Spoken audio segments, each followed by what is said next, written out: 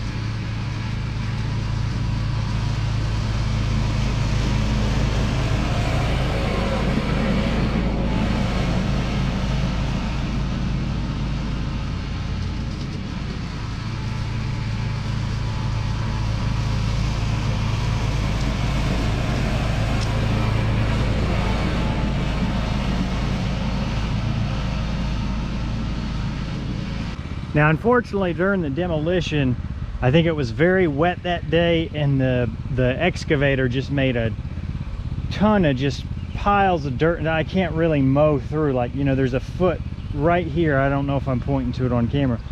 Right here, there's about a foot pile tall of dirt that I just wouldn't be able to go through. So I think I'll still try and clean up along there, but this area I don't know if I can get.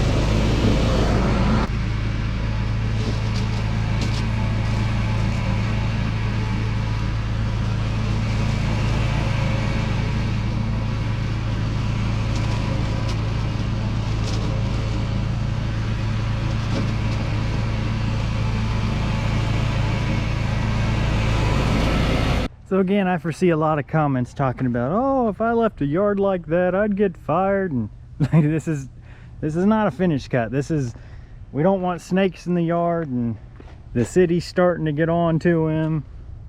The neighbors are starting to complain. These are the things we're trying to avoid here with this cut. So again, all we care about is knocking everything down, kind of resetting the clock until we can come back out in another couple months and do it all over again. Way too many crushed cinder blocks in there. Couldn't get close there. That's about as close as I felt like getting there. I wish I could have got more in here, but it's just, you know, there's foot-high mounds of dirt everywhere that I'm not going to try and tackle. If you didn't see the backstory from the first one, this is my buddy's piece of land, so I'm basically helping him out at no cost just to make videos and chart the progress of him rebuilding this place. So don't think that this is a paid job or anything like that. What I will say is, if you are doing this for somebody, you got to really make sure they know that if you're brush hogging something, that's not finished cut quality. You need to let them know, look, it's going to look rough and bad, and there's going to be stragglers. And because again, if there's tall grass in there, that machine is just not, it's not built for super tall grass. It's built for brush. A lot of the grass just gets pushed down. As long as your customer knows that and they're okay with it, you know, that's one thing. But if they think that it's going to be like, you know, you come and you mow their lawn and it looks perfect, they're going to be very disappointed in the end result of this. If this was your property and you really cared about it, you could probably just double cut everything. I've noticed the places I've double cut, like right around there, they look a lot better. Overall, a good first job for the Toro BRC-28. If you've got questions, please read the description. I'll try and put as much info there. We're going to keep looking for projects for this one. I think we've got another couple, some lined up, so you should be seeing more of that. But that'll be fun as we get into the winter to mix something up and see if we can get some good brush cut and stuff.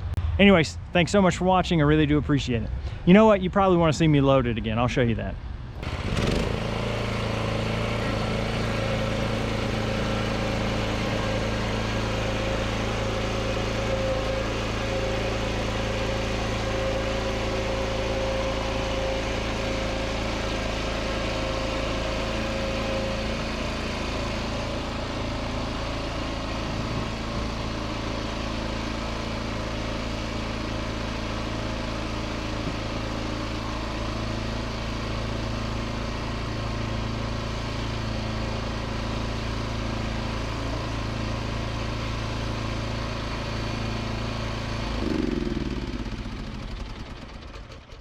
It looks super sketchy, but this is the, what, 4th time I've done this, I think. I'm starting to get the hang of it, so it's not too bad.